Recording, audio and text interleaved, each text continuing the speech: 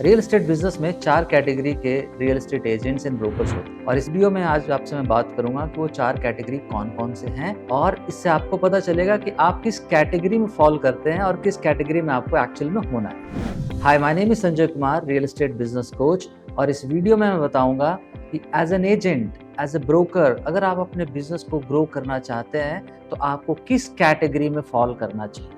तो सबसे पहला जो कैटेगरी होता है उस कैटेगरी को हम लोग कहते हैं स्ट्रगलर। स्ट्रगलर कैटेगरी कौन सा होता है? जब भी आप रियल एस्टेट बिजनेस को शुरू करते हैं तो आपके बिजनेस वाले लाइफ में बहुत सारे स्ट्रगल होते हैं, जैसे नया क्लाइंट्स कहाँ से आएगा, क्लोजर कैसे होगा, बिजनेस कैसे ग्रो करेगा, फंड फ्लो का इशू होता है, कैश फ्लो नहीं होता है, एक्सपेंसेस आपके फिक्स्ड होते हैं और उतना इनकम नहीं होता है। इस वाले फेज को हम लोग कहते हैं स्ट्रगलर वाला फेज, जहाँ पे क्लैरिटी आपके पास नहीं होती है कि लीड्स कैसे है और कन्वर्जन कैसे। So this is one category जिसको हम लोग कहते हैं स्ट्रगलर।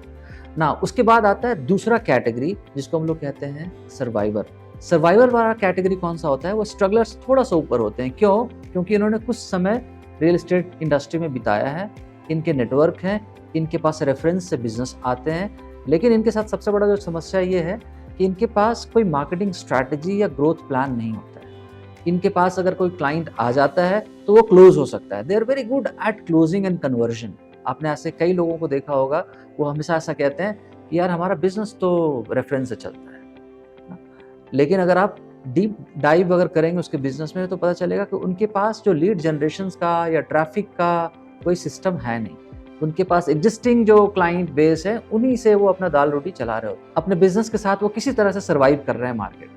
सो ये वाला कैटेगरी को हम लोग कहते हैं सर्वाइवर वाला कैटेगरी। एंड थर्ड कैटेगरी होता है, वो बड़ा ही इंटरेस्टिंग कैटेगरी होता है। आप आजकल देखते होंगे सोशल मीडिया पे या हर मीडिया प्लेटफॉर्म्स पे या एड वाले प्लेटफॉर्म्स पे ऐसे बहुत सारे रियल एस्टेट कंपनीज जो बहुत ही ज़्यादा विजिबिलिटी उनका बहुत ज़्यादा होता है, वो मार्केटिंग बहुत ज़्यादा कर रहे होते हैं। हर जगह आपको उनका वीडियोस मिल सकता है, ऐड मिल सकता है, उनका नाम आपको देखने को मिल सकता है।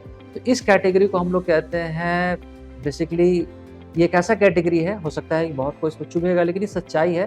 इस कैटेगरी को हम लोग कहते हैं स्कैमर वाला कैटेगरी। ये स्कैमर होता है। स्कैमर क्यों होते हैं? They are very good at marketing but very poor at delivery.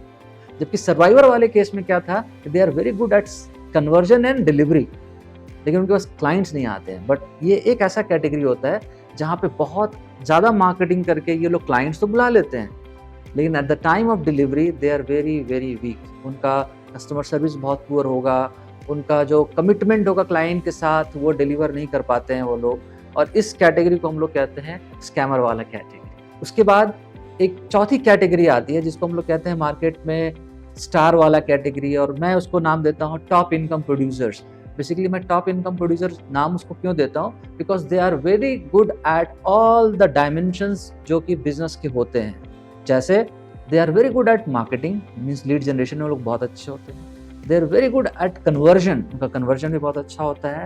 And the third component है डिलीवरी, उसमें भी वो लोग एक्सलेंट होते हैं। मीन्स इनका जो कस्टमर सेटिस्फैक्शन का जो लेवल है 90% प्लस ही होता है, उससे कम नहीं होता है। 10% तो हर बिजनेस में कितना भी आप अच्छा हो सेटिस्फाइड नहीं कर सकते हैं, बट अगर आप 90% भी टच कर पा रहे हैं अपने बिजनेस में, you are the top performer of your industry. So अब आपको देखना है कि as a business owner of real estate, चाहे आप एजेंट के तौर पे काम कर रहे हैं या ब्रोकर के तौर पे काम कर रहे हैं, आप किस वाले कैटेगरी में फॉल करते हैं? क्या आप स्ट्रगलर वाले कैटेगरी में है जहाँ पे लीड्स का चैलेंज है, कन्वर्जन का चैलेंज है, कोई लॉन्ग विजन आपके पास नहीं है? सर्वाइवल वाले कैटेगरी में है जहाँ पे क्लाइंट्स का आने का पता नहीं, लेकिन आ जाने के बाद आप अच्छा कन्वर्ट कर लेते हैं और अच्छी सर्विस भी दे पाते हैं। उसके बाद थर्ड है स्कैमर, जहाँ पे आप बहुत अच्छा ट्रैफिक को पुल कर ले पाते हैं लेकिन आप डिलीवर नहीं कर पाते। And the third one is कि ऑल डायमेंशन में आप बहुत अच्छे हैं। तो मैं आपको ये भी बता दूं, ये जो फोर्थ कैटेगरी है जो कि टॉप परफॉर्मर है मार्केट के, टॉप इनकम प्रोड्यूसर हैं और स्टार हैं, वो ऐसा क्या चीज़ करते हैं जो बाकी इन तीनों कैटेगरी से अलग होता है? तो उसमें सबसे इंपॉर्टेंट जो एलिमेंट है मैं आपको बता दूं, वो है strategic lead generation. So they are very good at strategic lead generation. The second thing, they are giving world class delivery. आप उन कंपनीज में जाइए, यू विल रियलाइज कि जो उनका जो डिलीवरी मतलब प्रोजेक्ट की डिलीवरी नहीं, शुरू से हर छोटे छोटे एक्सपीरियंस से लेकर के बड़े एक्सपीरियंसेस तक दे आर वर्ल्ड क्लास। आप उनके बिजनेस हाउस के दरवाजे पे जाते ही आपको रियलाइज होगा they are excellent in all the dimensions.